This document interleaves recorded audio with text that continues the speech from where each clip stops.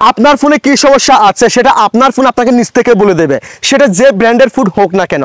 সেই ক্ষেত্রে ভিডিওটি এখনই শেয়ার করে দিয়ে আপনার টার্মিনালে রেখে দেন, যে কোনো সময় ভিডিওটি আপনার প্রয়োজন হতে পারে। আর পেজটিকে মাস্ট বি ফলো করে রাখবেন। শুরুতে আপনারা চলে যাবেন গুগল প্লে স্টোরে, এরপর এখান থেকে সার্চ বার যাবেন এবং সার্চ বার গিয়ে সার্চ করবেন DIVINFO, এটা লিখে সার্চ করে দিবেন। দেন এখান থেকে এই লোগোটি দেখে অ্যাপ্লিকেশনটাকে ইনস্টল করে ফেলবেন। ইনস্টল করার পর এখান থেকে ওপেনে ক্লিক করে দিবেন। এরপর এদিকে একটু সুইফট করার পর এই যে দেখেন একদম শেষে টেস্ট নামে একটি অপশন আছে, এই অপশনে ক্লিক করে দিবেন।